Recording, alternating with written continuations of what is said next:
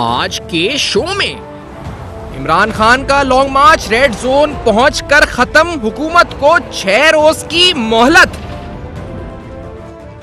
Dictation नहीं चलेगी, election का फैसला पार्लियामेंट करेगी। वजीर आजम का 2 टोक मौकिफ। फितना फसाद धरनों की गुंजाइश नहीं, बातचीत के दरवाजे खुले हैं। हुकूमत का पॉलिसी बयान। पीटीआई फॉरेन फंडिंग केस के मोहरिक अकबर एस बाबर से खुसूसी गुफ्तगू।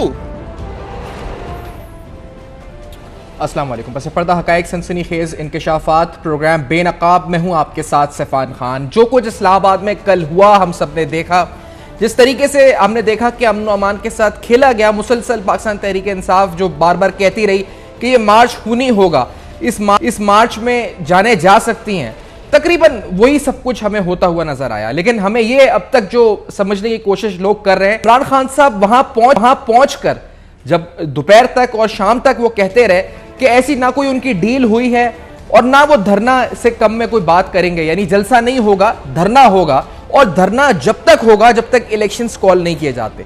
लेकिन इसके बावजूद इमरान खान साहब का ये रीसेंट यू टर्न, इस पर लोग बड़ी तशवीश से इस तरफ देख भी रहे हैं। बहुत सी बातें इस्लामाबाद में चहमे गोइयां हैं कि शायद कोई पसे पर्दा मुज़ाकरात या पसे पर्दा डील या किसी ने सालिस का किरदार अदा किया, जिस बुनियाद पर यह लॉन्ग मार्च खत्म हुआ। और ये 6 दिन की जो मोहलत एग्जैक्ट दी गई है, इसके पीछे क्या अवामिल है, इस पर भी गुफ्तगू हो रही है कि आखिरकार ये 6 दिन की ही मोहलत क्यों है, क्या होगा 6 दिन में। और बहुत सी अफवाहें, बहुत से मामला जेर गर्दिश है। लेकिन आज वज़ीर आज़म शहबाज शरीफ साहब ने पार्लियामेंट की फ्लोर के ऊपर बड़ा कैटेगोरिकली स्टेटमेंट्स दिए। कुछ आज पार्लियामेंट के ऊपर माशी सूरत हाल भी डिस्कस हो रही है। कुछ देर पहले रज़ा रब्बानी साहब, असद महमूद साहब खिताब, वज़ीर आज़म शहबाज शरीफ साहब ने जो बयान दिया फॉर इलेक्शंस के लिए कोई जिस पर धौंस और धमकी नहीं चलेगी। उन्होंने क्या कहा, क्लियरली उनकी स्टेटमेंट क्या थी, 2 टोक मौकिफ क्या था, लेट्स हियर दिस फर्स्ट। बात इलेक्शन की थी, जिस तरह मैंने कहा, तो फिर ये ऐवान में आते। जनाब स्पीकर, मैं ये बात वाजे कर देना चाहता हूं इस जत्थे के सरबराह को कि तुम्हारी डिक्टेशन नहीं चलेगी, ये हाउस खुद फैसला करेगा। हमें शफाफ इलेक्शन कराने हैं, कब कराने हैं ये ऐवान फैसला करेगा, ये ऐवान फैसला करेगा। इमरान खान न्याजी, किसी भूल में न रहना, हम बातचीत के दरवाजे खुले हैं। बातचीत करना ये सियासतदानों का सबसे आला ज़र्फ होता है, सबसे शानदार टूल होता है, हथियार होता है। बातचीत के लिए दरवाजे खुले हैं। मैं कमेटी बना सकता हूं, लेकिन अगर तुम्हारा ख्याल है कि तुम हमें मरूब कर लोगे, ब्लैकमेल कर लोगे, डिक्टेशन दोगे, तो अपने घर में दो, इस ऐवान को मत दो ये डिक्टेशन।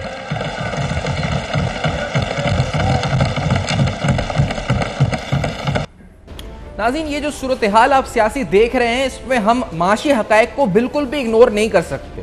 यकीनी तौर पर इमरान खान साहब की सियासत, इमरान खान साहब की कॉल, लॉन्ग मार्च, ये सब कुछ इस तारीख को जो हुआ इस दिन की अपनी अहमियत बहुत ज्यादा है। यासीन मलिक का मामला जो हमने देखा कि पार्लियामेंट के फ्लोर पे भी करारदादें इस हवाले से पेश हुई, और यासीन मलिक का मामला तो है ही बहुत ज्यादा इंपॉर्टेंट। लेकिन इसके साथ साथ पाकिस्तान की माशी सूरत हाल के हवाले से भी कल का दिन इंतहाई अहम था, क्योंकि कल ही के दिन जो IMF और पाकिस्तान की दोहा में टॉक्स हैं स्टाफ लेवल एग्रीमेंट के हवाले से, उसका एक इख्तितामी मैसेज आना था कि आखिरकार टॉक्स कंक्लूजन तक पहुंची, प्रोग्राम एक्सटेंड हो रहा है या नहीं हो रहा।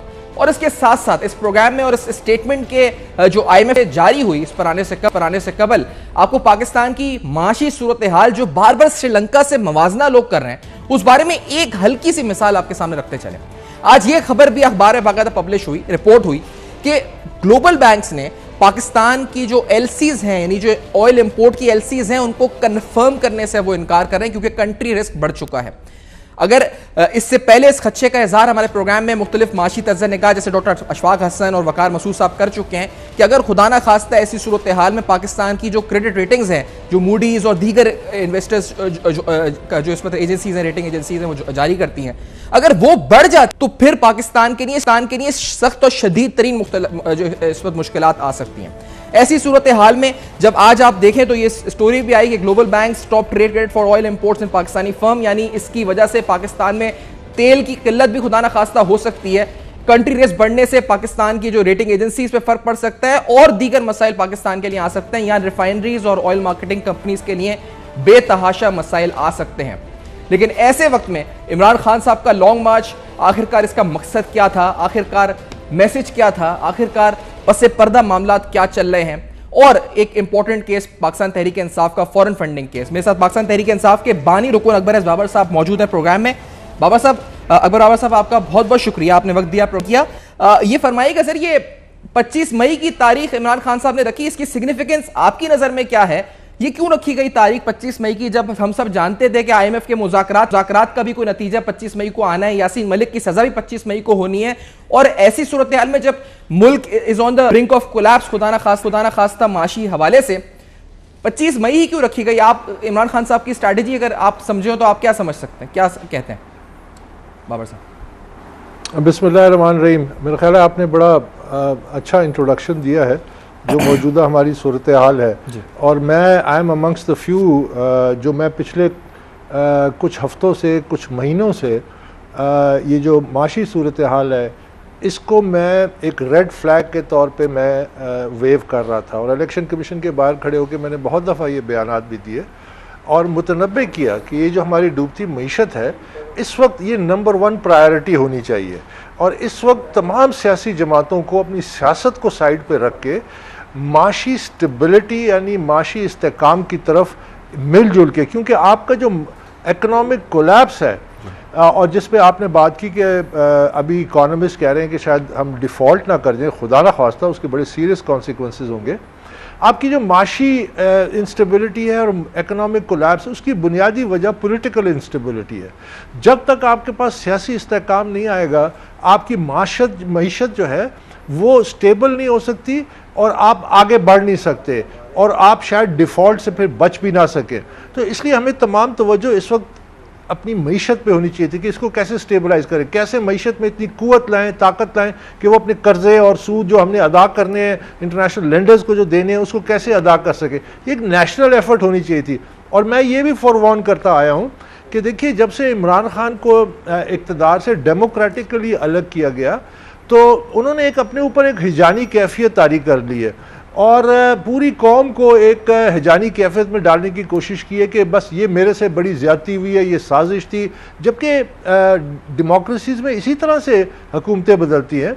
बरतानिया में पिछले 5 सालों में 3 वज़ीर-ए-आज़म बदले, उनकी अपनी सियासी जमात ने बदले और डेमोक्रेटिकली बदले, तो आप कहेंगे कि वो साजिश हुई थी। जाहिर है वो सारे इकट्ठे होते हैं जब मायूस होते हैं तो फिर वो कहते हैं हमें नया लीडर चाहिए। तो ये डेमोक्रेटिक प्रोसेस है, लेकिन अपने उन्होंने इमरान खान साहब का जो ये 25 मई ही का दिन रखना, और ऐसे हालात जिस तरह आप भी बता रहे हैं, माशी तज्ज़िया निगार बता रहे हैं, एजेंडा आखिरकार उनका है क्या फिर? देखिए, इमरान खान का जो इस वक्त एजेंडा मैंने बड़े क्लियरली डिफाइन किया है। वो क्या डिमांड कर रहा था कि मैं यहाँ आऊँगा, इस्लामाबाद में मैं धरना दूंगा, और उसके बाद उसके मुतालबा है कि इलेक्शन कमीशन के जो चीफ इलेक्शन कमिश्नर है वो इस्तीफ़ा दें। उन्होंने अदालतों के बारे में भी बयानात दिए, उनको दबाव में लाने की कोशिश की है।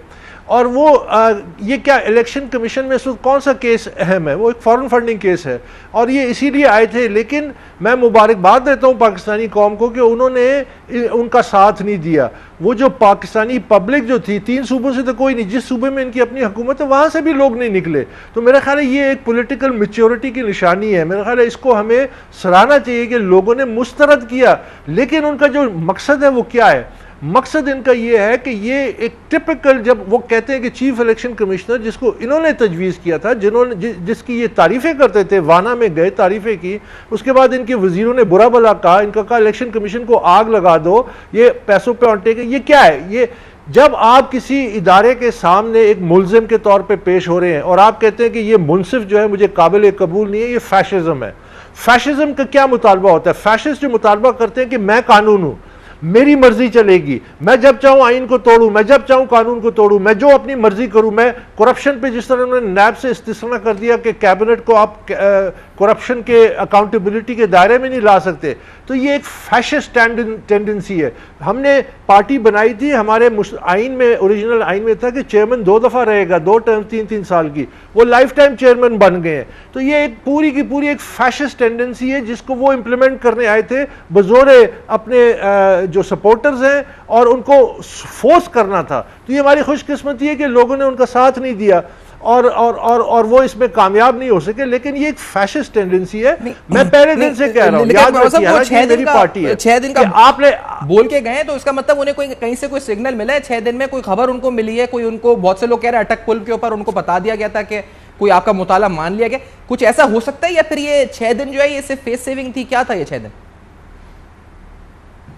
ये वो नफसियाती एक साई वॉरफेयर वो करते रहते हैं। पहले उन्होंने कहा 20 मई तक इंतजार करूंगा। 20 मई तक वो क्या इंतजार कर रहे थे कि क्या वो चाहते, समझते थे कि कोई इलेक्शन के अनाउंस, और फिर उसके बाद अब 6 दिन के ये लॉलीपॉप से अपने वर्कर को एक किस्म का एक चूरन बांटना है कि मैं अभी तक जिंदा हूं, मैं फिर आऊंगा, I will continue to fight, मैं तो हार ही नहीं सकता। ये एक उस नफसियाती कैफियत है जिसको वो शो कर रहे हैं इसके जरिए। लेकिन देखिए, मैं फिर उस बात पे आता हूं कि हम सबको मिलके, पूरी पाकिस्तानी कौम को, और ये जंग जो है, ये इमरान खान, ये पीटीआई जो मौजूदा है, जिसको मैं मानता नहीं है मसख शुदा चेहरा है पीटीआई का, ये इसके खिलाफ ये कोई पीपल्स पार्टी, नून लीग या पीडीएम का कोई मामला नहीं है।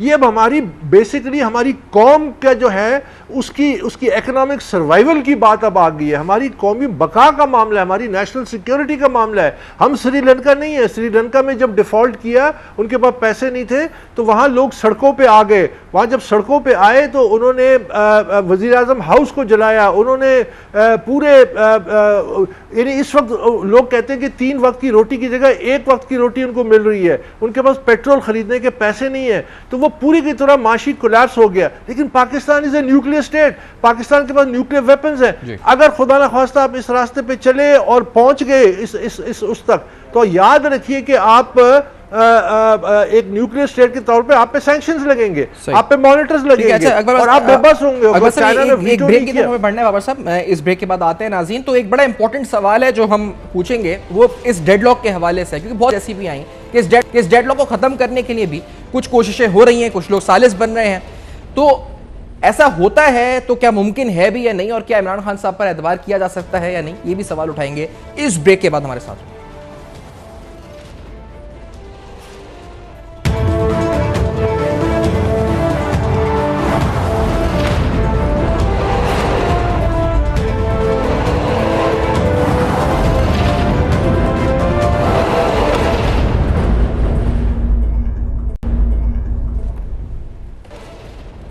Welcome back. आप देख रहे हैं बेनकाब, और आज बेनकाब में नाज़रीन आपके सामने कुछ अहम तरीन तफसीलात, पाकिस्तान की माशी सूरत हाल आखिरकार किस तरफ जा रही है। हैरानकुन हकायक हैं और यकीनी तौर पर परेशान करने वाले हकायक हैं। जो IMF की स्टेटमेंट हमारे सामने आई है, उस स्टेटमेंट में भी एक ऐसे मुआहदे का तस्करा है, या एक ऐसी हुकूमत और यानी रियासत पाकिस्तान और IMF के दरमियान होने वाली एक पॉलिसी लेवल के ऊपर एक ऐसी जो कन्फर्मेशन या फिर एक अश्योरेंस का तस्करा है जो पाकिस्तानी हुकूमत ने दी। यहाँ इमरान खान साहब ने जब पेट्रोल की कीमतें कम करी तो उन्होंने अवाम को बाकायदा जलसों में आके कहा कि क्योंकि उन्होंने टैक्सेस ज्यादा लिए हैं, इसलिए फंडेड सब्सिडीज यानी पेड सब्सिडीज वो दे रहे हैं जो नहीं है, और ये जो टैक्स ज्यादा आ रहा है इससे ये सब्सिडीज यानी पेट्रोल की कीमतें कम कर रहे हैं। इस बारे में हमने आपको वो स्टेटमेंट्स भी सुनाई हैं और आपको ये सारी सूरत बताई है। लेकिन IMF ये कहता है कि on the fiscal side, IMF की स्टेटमेंट ये कहती है, पहले तो उसने बताया कि the mission has highly constructive discussions with the Pakistani authorities aimed at reaching an agreement on policies and reforms that would lead to conclusion on the pending 7th review। आगे IMF लिखता है on the fiscal side there have been deviations, यानी जो वादा किया गया था उससे जो पॉलिसीज एग्री की गई थी, जो एग्रीमेंट हुआ था लास्ट रिव्यू के अंदर, there have been deviations from the policies agreed in the last review partly reflecting the fuel and power subsidies. यानी जो हुकूमत ने कहा था हुकूमत उससे पीछे हट गई। आज जो हम कह रहे हैं कि पाकिस्तान के कंट्री रिस्क बढ़ चुके हैं इंटरनेशनल मार्केट्स में, या इंटरनेशनल जो ग्लोबल बैंक्स हैं उनका कॉन्फिडेंस एरोड हो गया है, उसकी वजह यही है कि हम अपने मुआहदों और अपनी जो पॉलिसीज थी जो हमने IMF से एग्री करी उसकी पासदारी हमने नहीं करी, और आज बड़ी तेजी से खुदा ना खास्ता ये सियासी बहरान, ये डेडलॉक पाकिस्तान को उस तरफ ले जा रहा है जो खुदा ना खास्ता श्रीलंका की सूरत हाल है। मिफ्ता इस्माइल साहब ने भी ट्वीट किया, उन्होंने बताया कि the IMF team emphasized the importance of rolling back power and fuel subsidies which were given by the previous administration in contravention of its own agreement with the fund. यानी हुकूमत ने मुआहिदा किया IMF से, policies agree करी. आगे मिफ्ता साहब लिखते हैं government is committed to reviving the IMF programme and put Pakistan back on sustainable growth path. लेकिन अकबर बाबर साहब आपसे पूछना चाहूंगा, जब IMF से किए गए मुआहिदों पर मुकर आगे पीछे कर दिया पॉलिसीज को और यहां कह दिया कि हमारे पास टैक्सेस ज्यादा आ गए, तो फिर और कौन सा मुआहिदा इनसे अब हो सकता है और किस तरह से आगे मामलात इस डेडलॉक को खत्म किए जा सकते हैं? जो कहा जा रहा है कुछ मुज़ाकरात हो भी रहे हैं, आज अंसार अब्बासी साहब की भी स्टोरी थी. क्या ट्रस्ट किया जा सकता है? बिल्कुल जी, हमारे पास एक एक घंटा बड़ा कीमती है जी. हमारे पास जो वक्त गुजर है बड़े तेज़ी से गुजर रहा है और आसान ज़बान में आम शहरी के लिए पाकिस्तान का दिवालिया होने जा रहा है. और जब किसी मुल्क या किसी भी इदारे का खुदा न ख्वास्ता कोई दिवालिया हो जाता है तो उसका पट्टा बैठ जाता है.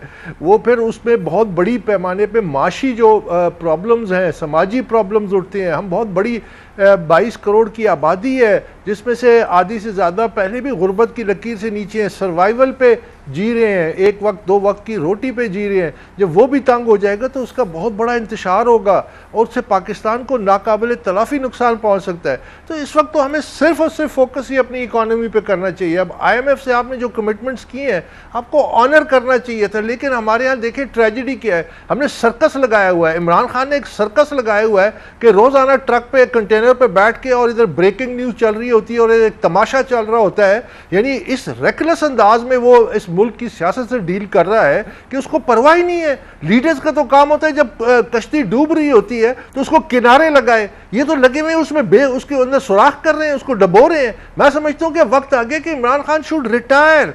This is the time for him to retire. और वो जो बाकी वो जो मेडल लगा के इनके साथ होते हैं ना, उनके साथ गपशप लगाएं. हम पार्टी को चला लेंगे, हमने वैसे भी पार्टी को रीऑर्गेनाइज करना शुरू कर दिया है पैरेलल में, और इंशाल्लाह हम इकोनॉमिक प्लान भी लेके आएंगे, अच्छे काबिल लोग भी सामने लेके आएंगे. ये हमारी नेशनल ड्यूटी है. This is the time to come through. और ये जो इस वक्त देखें तमाम सियासी जमातें, याद रखिए, और तमाम इदारे, और इसमें मैं बड़ी बात ये करना चाहता हूं कि इदारों को चाहिए कि अब वो पैंडर ना करें. ये जो फैशिज्म टेंडेंसीज है इसको पैंडर ना करें. जितना आप इसको पैंडर करेंगे ये अजदा है, ये खाता जाएगा, और ये खिलाने वाले को जो पैंडर करता है उसको भी खा जाएगा और ये मुल्क को भी खा जाएगा. आपने you have to come clean, you have to draw line, red line draw करनी है. अब कल जो वाकया हुआ कि हमारे इस्लामाबाद में, यानी जिस अंदाज में वो हुई, मैं समझता हूँ ये दहशतगर्दी थी कि जिस तरह आग लगाई गई और बिल्डिंगों को आग लगाई गई, ATMs को लूटा गया, दरख्तों को आग लगा दी जो 30-40 साल पुराने दरख्त थे. यानी एक तबाही का मंजर पेश कर रहा था पाकिस्तान का कैपिटल. मुझे बताइए कि अभी तक कितने पर्चे कटे, कितने लोग गिरफ्तार हुए, कितनों के खिलाफ कानूनी कार्रवाई हुई है. How can you tolerate this? आपने वो रेड लाइन ड्रॉ करनी है, चाहे वो इसमें इमरान खान मुलव्विस था, उसने ऑर्केस्ट्रेट किया. The law must take its course. अगर आप नहीं करेंगे तो कल इससे बड़ा इंतशार इसी इस्लामाबाद में होगा, पूरा शहर को आग लगा दी जाएगी, कोई ना कोई जत्था आएगा इस पर कब्जा करेगा. पाकिस्तान का तो मसला यही है, यू कैन नॉट पैंडर. मुझे अभी तक इदारों में वो जो एक होती है ना स्ट्रेंथ कि जिसके जरिए इदारे कानून नाफिज करते हैं, बिला तफरीक नाफिज करते हैं, वो मुझे नजर नहीं आ रहा. मैं खुद उसकी जिंदा मिसाल हूं. 8 साल हो गए फॉरेन फंडिंग केस को, 8 साल हो गए हैं. 9 रिट पटिशंस हो रही हैं केस के इर्द गिर्द, लेकिन केस का फैसला अभी तक नहीं हुआ. सबूत मौजूद हैं, इररिफ्यूटेबल. स्टेट बैंक से एविडेंस 2018 का आया हुआ है और जो स्क्रूटनी कमेटी की रिपोर्ट है वो स्टेट बैंक के रिकॉर्ड पे मुनसर करती है. तो 2018 में भी इसमें तो केस मैनेज हुआ है, मुझे पता है मैनेज हुआ है, बहुत बुरी तरह से मैनेज हुआ है. स्क्रूटनी कमेटी कहती है हम इनके खिलाफ ये आपको ये दस्तावेजात नहीं दे सकते क्योंकि PTI ऑब्जेक्ट करती है. यानी जिस पे इल्ज़ाम है वो कंट्रोल कर रहा है स्क्रूटनी प्रोसेस को. तो बहुत बुरी तरह से मैनेज हुआ, और भी बड़ी मैनेजमेंट हुई है. अब इसको, और ये एक मतलब आज मैंने खबर सुनी है, इस लिहाज से ये अच्छी खबर है कि कम से कम 2 मेंबर जो इलेक्शन कमीशन के हैं, जो वेकेंट सीट्स थी KP की और दूसरे पंजाब की, उनको आज फिल किया गया है. उससे इनकी स्ट्रेंथ बढ़ेगी. और ये जो, और ये इमरान खान और PTI गवर्नमेंट की जिम्मेदारी थी क्योंकि उन्होंने कोई इनिशिएटिव नहीं लिया. और फिर इसी फॉरेन फंडिंग केस में इनके वकील आके अपना नोट कहते हैं कि जी 5 की स्ट्रेंथ की जगह 3 मेंबरान है इस वक्त मौजूद. हमारी ये ऑब्जेक्शन नोट कर लें कि ये शायद उनका इख्तियार नहीं है कि इस केस को मजीद सुने. ठीक है, तो आज वो 2 मेंबरान भी आ गए हैं. तो अल्लाह करे फर्स्ट को नेक्स्ट हेयरिंग है. PTI ने कहा है हमें सिर्फ 1 हेयरिंग चाहिए. उसके बाद हमें ज़्यादा से ज़्यादा एक हेयरिंग हमें चाहिए होगी जो हम इनके आर्गूमेंट्स को रिबट करेंगे, उसके बाद फैसला महफूज होना चाहिए। मैं ये आपके प्रोग्राम के ज़रिए मैं ये कह रहा हूँ, मैं 7, साढ़े 7 साल 8 साल से ये कहता आ रहा हूँ, इस केस का फैसला वक्त में होता तो ये पाकिस्तान में आज इंतशार ना होता। ये जो सलूक किया गया लाडले का, अगर ये ना किया जाता, मैंने इदारों को ललकारा, मैंने जो जितने आईनी इदारे हैं, दूसरे इदारे की नेशनल सिक्योरिटी है, एक सियासी जमात की गैर कानूनी फंडिंग हुई है, उसकी फंडिंग हुई इसी मकसद के लिए है जब कोई गैर कानूनी भारतीय फंडिंग करता है, गैर मुल्की फंडिंग करता है, गैर मुल्की कंपनियां फंडिंग करती है और मिलियंस ऑफ डॉलर्स में करती है, फिर उस सियासी जमात को इक़्तिदार में लाया जाता है, फिर इक़्तिदार में आके वो मुल्क की ईंट से ईंट बजाती है, मईशत को तबाह कर देती है। ये है वो साजिश जो हमारे साथ हुई है। इस साजिश का हमें मुकाबला करना था। अगर हम, जो मैं कह रहा हूं कि कानून अगर नाफिज करते, सबूत मौजूद थे, तो ये सूरत हाल आज ना होती, आज पीटीआई की सूरत हाल होती। आपसे पूछूंगा क्योंकि सर एक और बहुत अहम सवाल ये है कि क्रिमिनल केसेस भी बन सकते हैं कुछ रहनुमाओं के ऊपर। वो कौन से रहनुमा है? क्योंकि जो कमेटी में रिकॉर्ड जो आया सामने के, जो छुपाया गया स्टेट बैंक ऑफ पाकिस्तान से, कुछ ऐसे अकाउंट्स हैं जिनकी तफसीलात फराम नहीं की गई। वो अकाउंट्स किन के नाम पर था, खुद पाकिस्तान तहरीक इंसाफ ने बताया। अकबर आबर साहब बताएंगे, और उन पर क्या नैब केसेस बन सकते हैं, क्या क्रिमिनल केसेस प्रोसीडिंग्स हो सकती हैं कि वो गैर कानूनी तौर पे अकाउंट चला रहे थे। आफ्टर दिस ब्रेक अकबर आबर साहब साथ मौजूद है, हमारे साथ रहिए।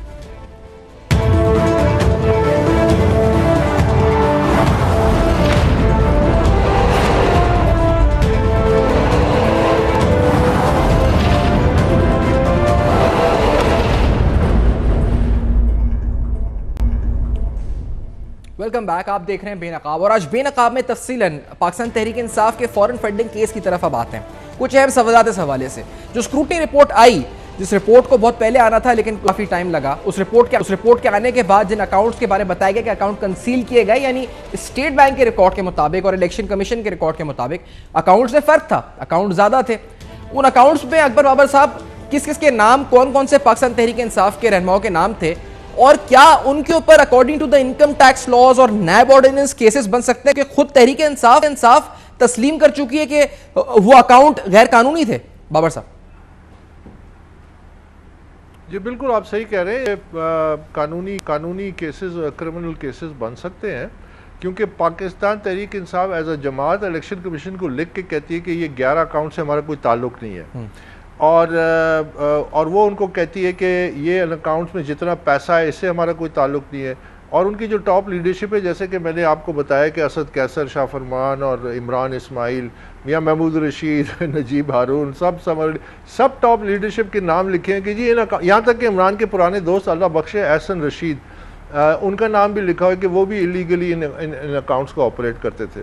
तो ये जाहिर है ये बड़ा सीरियस मामला है, और इस पे क्रिमिनल, दूसरा जो क्रिमिनल बड़ा इम्पोर्टेंट एस्पेक्ट है वो पीटीआई का जो फाइनेंस बोर्ड है, जो उस वक्त था 2011-12 में, तो उन्होंने 4 मुलाजमीन को ये इजाज़त दी कि वो उनके ज़ाती अकाउंट्स में डोनेशंस आए पीटीआई के बाहर मुल्क से और पाकिस्तान के अंदर, और उसकी कोई तफसीलात मौजूद नहीं है। फिर जो स्पेशल ऑडिट हुआ मेरे कहने पे 2013 में, उसमें साबित हो गया कि मुलाजमीन के अकाउंट्स में पैसा है, अगरचे उनको एक एक अकाउंट देखने की इजाज़त दी गई।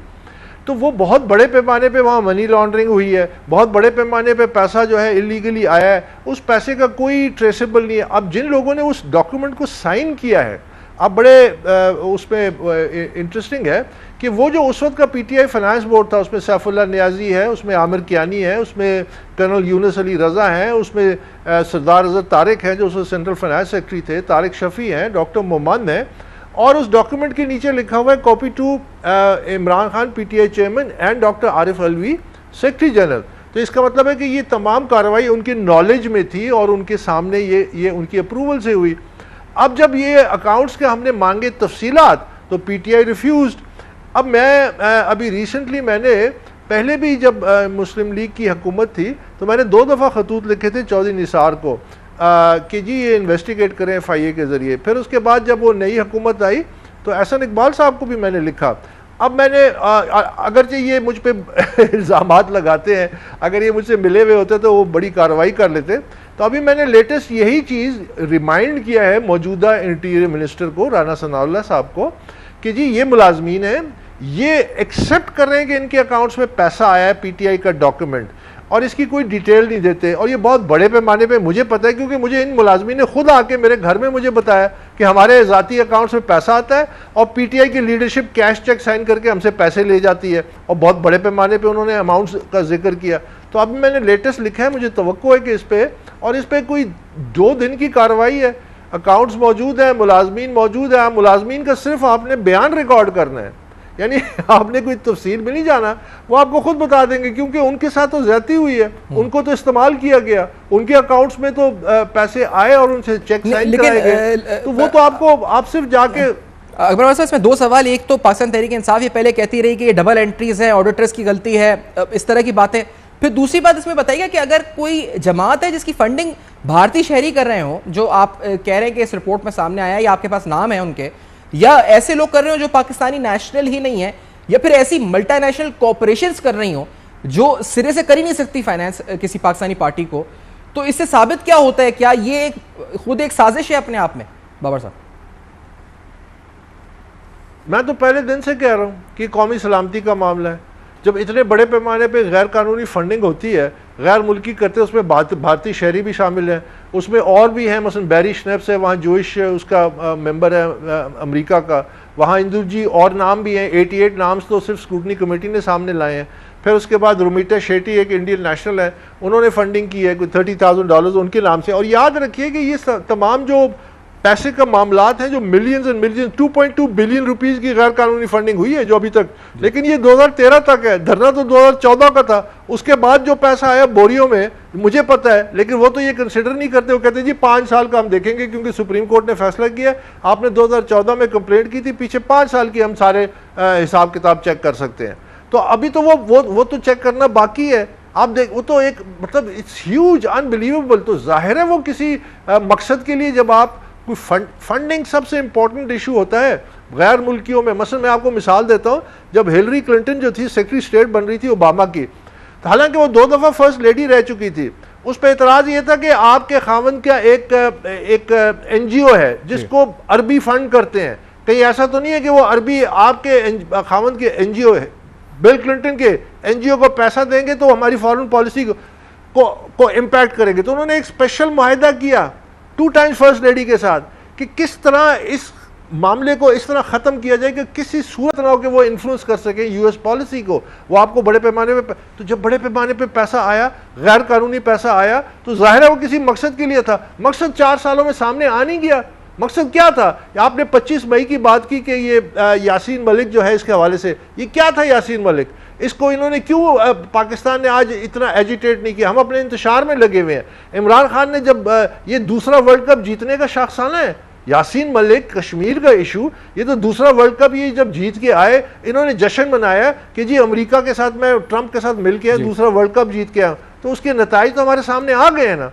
आज वो कहता है कि अमेरिका मेरे खिलाफ साजिश करता है, क्योंकि अब वो इनको सपोर्ट नहीं कर रहा इक़्तिदार में। और CPEC भी तो है सामने अकबर साहब के, CPEC के मामलात रुक गए और दीगर माशी हवाले से जो सूरत हाल हुई।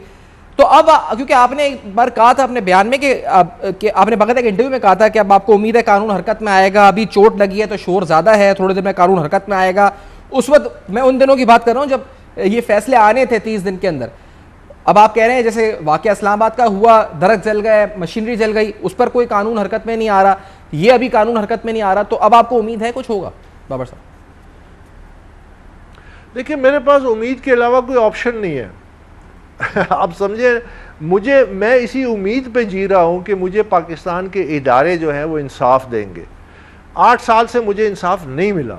मैं 9 रेड पिटिशन मैंने फेस की हैं, इन्होंने 9 वकील बदले हैं, इन्होंने ताखीरी, यानी इलेक्शन कमीशन खुद कहता है अक्टूबर 10, 2019 को कि हिस्टोरिक अब्यूज ऑफ लॉ हुआ है टू डिले द केस, यानी तारीखी ताखीरी हरबे इस्तेमाल किए हैं। तो मुझे तो कोई इंसाफ नहीं दे रहा। इनको हर तरफ से मुख्तलिफ केस के इर्द गिर्द 9 रेड पिटिशन, अभी भी एक डबल बेंच में 30 तारीख को उसकी हेयरिंग है। उसके बावजूद मेरा यकीन है अल्लाह पे, मुझे पता है कि इंशाल्लाह मुझे इंसाफ मिलेगा। मुझे पता है कि ये फैक्ट्स और सामने आएंगे अवाम के। मुझे पता है कि ये इतने बड़े पैमाने पे एक बहुत बड़ा एक पूरा एक माफिया के अंदाज में एक पार्टी को चलाया गया, उसमें पैसा आया, गैर कानूनी लोगों ने करप्शन की और अपनी पॉलिसी वगैरह पे उसके जो इम्पैक्ट्स हुए, ये फैक्ट्स सबके सामने आएंगे। मैं उस कन्विक्शन पे ही तो चल रहा हूँ। मेरे पास और कौन है, मेरा और क्या सहारा है? लेकिन अब मैं एक्सपेक्ट करता हूँ कि देखें, अगर आज भी आपने मैं ये बात बार बार कह रहा हूं कि फैशिज्म को अगर आप पैंडर करेंगे तो वो सबको खा जाएगा, सही। वो सब इदारों को खा जाएगा। ठीक मैं है। ये सब इदारों को फोरवार्न कर रहा हूं पिछले चंद हफ्तों से कि आप कानून को लागू करें। सही। आप ये अगर मत ऐसा- देखें कि क्योंकि कानून आप किस पे लागू वक्त कर रहे इख्तिताम पर हैं, पहुंच आप ये रहे हैं। देखें कि कानून लागू कर रहे हैं। आपका शुक्रिया अदा करूंगा, आपने ज्वाइन किया और आप कमिटमेंट आपकी जो है आप लगे हुए हैं जिस अगर वो